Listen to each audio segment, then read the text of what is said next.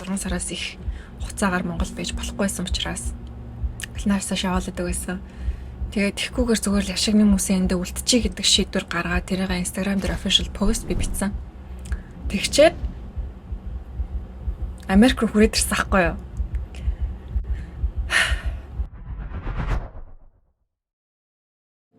Never seen the sun before, lying on the ocean floor.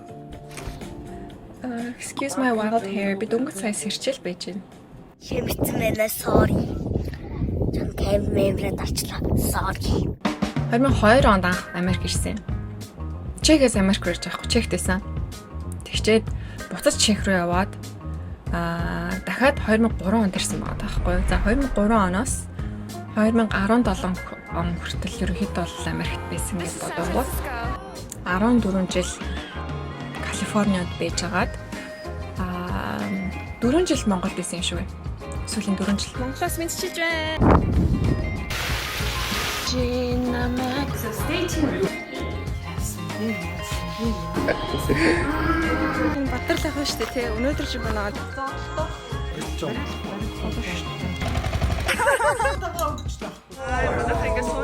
Удаан цэцгэлэнгээс 8 нуур явах замдаа явчихнаа. Тэгээд ядралтын классаа бол ер нь жоохон бокс өгч байгаа. Зураг авах юм аа. Би бичлэг хийж. Welcome. Буцаад ирэхдээ Калифорни биш, зүүн эрэг рүү ирсэн байгаа. Нью Жерсид манай ээж манай хойдоо хоёр нүүсэн. Тэгээд энэ хоёр дээр хамтарсан. Ирсэн. Одоо жил хагас болж байна. Тэгээ Монгол явчаад би уулын тэндээ үлднэ гэдэг нэг тийм official post бичсэн хгүй Instagram дээр би бичиг баримтны асуудлаас болоод 6 сараас их хугацаагаар Монгол байж болохгүйсэн учраас Клинавсаа шаваалдаг байсан. Тэгээд тэгхгүйгээр зүгээр л яшигны хүмүүсийн эндээ үлдчихье гэдэг шийдвэр гаргаад тэрийг Instagram дээр official post би бичсэн. Өнөөдөр бол 2 сарын 26-ны өдөр. Америк буцах нислэг минь гарах өдөр. Дараа дахин уулзтлаа баяртай харт Монгол минь гэж хэлэхээс залхаж байна. Тэгж шаналн байн явж яах юм бэ? Бүрэн амьсгатай, догтлсон зүрхтэй үлдэхээр шийдлээ. Сайн уу Монгол минь? Чамаагаа орхиж явж чадсангүй. Хоёулаа одооноос наалдан бад. Тэгчээд Америк руу хүрээд ирсэн ахгүй юу? Тэгээд яагаад ийшээ хүрээд ирсэн бэ? Яагаад тэнд үлдээгүй вэ гэд ингээд хүмүүс гайхчихж магадгүй. Би ч гэсэн өөрөөсөө тайлбар өгмөр байна. Яагаад тэгэл хүн чинь хэлсэн амдаа хүрч чадахгүй болохоор өөрөө эцэстэн зовдөг штэ. Like you cannot escape your own lies, you know.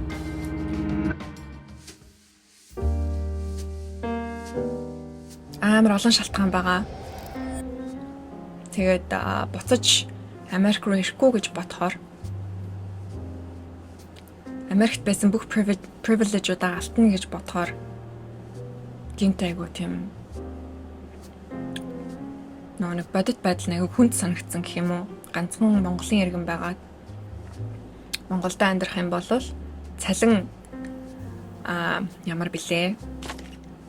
Тэгээд олон улс руу бас аялах, зочлох боломжууд нь бага. Америкийн иргэн байх юм бол амар олон орон руу зүгээр чөлөөтэй хязгааргүй явах боломжтой. Монголын паспортоор аялахаар айгүй хязгаартай юм билээ. Ер нь олон орн руу зочилж болохгүй. Виз даруулна.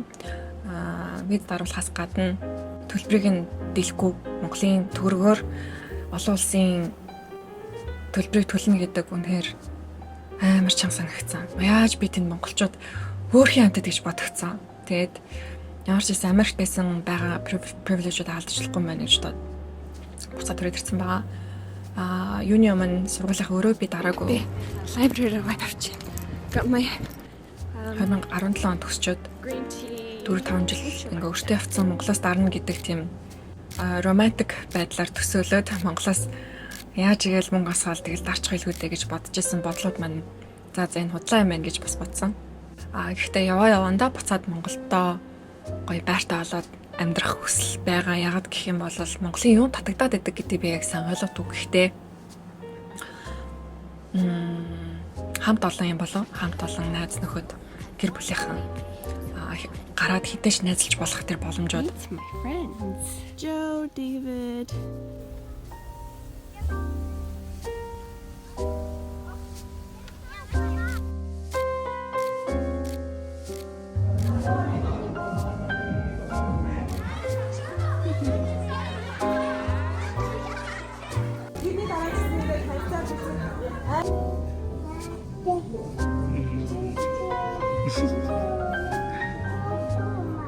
Америкт яагаад чинь хүнтэй ингээд гүн гүнзгий харилцаа үүсгэж болдог гэж магадгүй би maybe I didn't try.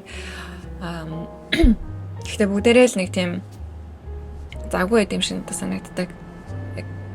Карьер гэл ажил. Ер нь карьер гэл хөгөл. Тэгэл цагийг нэг бол юм шинэ юм сурахад зарцуулна эсвэл мөнгө ихэд зарцуулдаг юм шиг надад санагддаг. Монголд болохоор priority яг нэгэндээ туслах, нэгээ хайрлах, нэгэндээ золиос гаргах хана аягүй чухал санагддаг. Тэр нь намайг амар баяраадаг.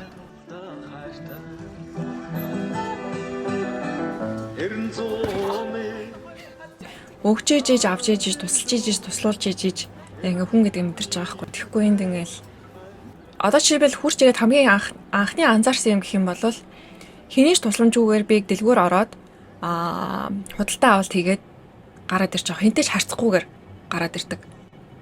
Бүх юм автомат болсон, бүх юм робот болсон, машин болсон. Go into any grocery store and you're likely to see a number of self-checkout caches. Self-checkout. The self-checkout. Self-checkouts. Target is launching a new self-checkout. Basically ямар ч одоо юуны хэрэгцээгүй. What you call it? Үйлчлэгч гэдэг лөө. Нүг кассан дээр зогсдог. Касчин гэх юм уу? Кассан дээр зогсдог хүмүүс нь байхгүй болсон. Амар том дэлгүүр байсан ч гэсэн те Uniqlo эсвэл энэ манай хажуудлын хүмүүсийн дэлгүүр кассан дээр зогсдог хүн байхгүй. Би зүгээр гараал амар тэнэг дэлбэрсэн царайлж гараал юм худалдан авалтаа хийгээл хинтэй ч харцахгүй хинтэй ч нүд ингээд нүднүүдээ харцахгүйгээр ороод ирдэг. Do it yourself. That's the idea behind self-checkout lanes. Нэг ясандаа independence-ийг аягүй гоё дэмжээд те хэний ч тусалцаагүй гоё амьдрч болоод байгаа юм шиг хэрнээ нөгөө талдаа хүнтэй харилцаа хийх боломжуудыг энэ байхгүй болоод байгаа юм шиг санагдаад байгаа. Тэгээд that makes you lonely, I think. Speaking of loneliness, энэ номыг танаар харсан уу? Энэ одоо бестселлеруудын нэг орсон байгаа. Ном тэгээд яаж хүн гүнзгий харилцаа үүсгэх вэ? Яаж нөгөө нэг таних вэ? Яаж meaningful харилцаатай байх вэ гэдэг талаараа тэгээд энэ дэр Америкт байгаа хүмүүс харилцааны хомсолд орсон байгаа юм талаар дурдж байгаа хгүй юу chapter-ийн эхний хэсгээр.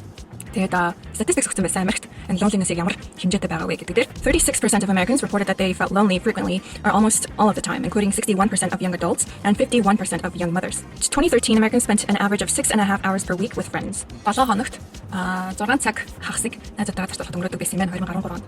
За тэгээд by 2019, they were spending only 4 hours per week with friends. 2019 онд одоо COVID эхлэсэн юм COVID-ийн үед 4 цаг зарцуулдаг байсан юм байна. By 2021, as the COVID-19 pandemic was easing, they were spending only 2 hours and 45 minutes per week with friends, a 58% decline. Тэгэхээр пандемик үеэр 2021 онд хүмүүс багцаагаар 2 цагийг найзуудтайгаа өнгөрөхөд зарцуулдаг болсон байна. Тэгээ яг parents-тайгаа хамт байгаа болохоор одоо гоё л байгаа л да, happy байна.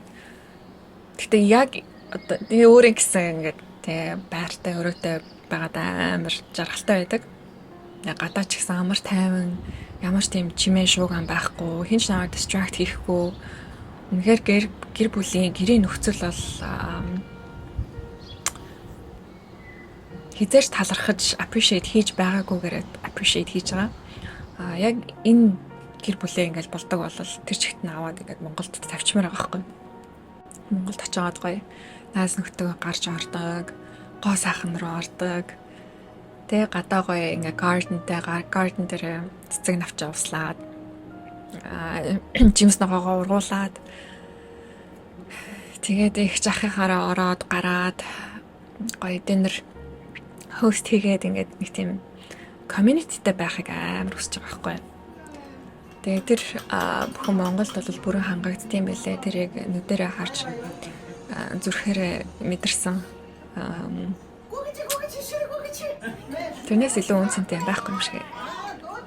Яг тэр харилцаанаас авдаг халаан дулаан бүхэл бүтэн байдал. Амар нандин санагддаг шүү. Яг хөө тэрийг энд бас Америкт өсөж болохлах. Гэхдээ би хүсэхгүй байна. Хүсэхгүй байна. Зөвөр л Монголд руу явмаар байна. Please. Яа, ийм л юм бодогдож байна. Тэгээд I love you Mongolia. I miss you. Hopefully бүх залуу насаа энд өнгөрөхгүй байх гэж найдаа.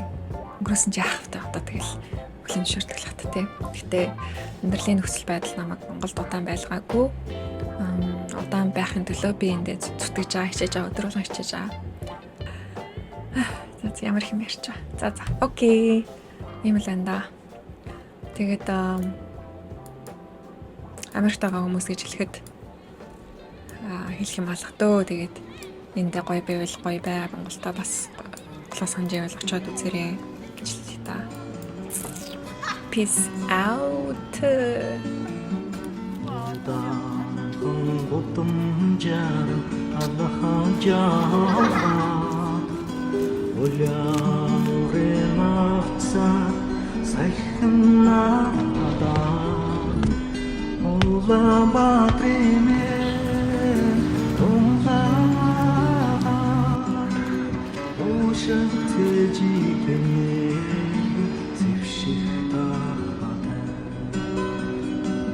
I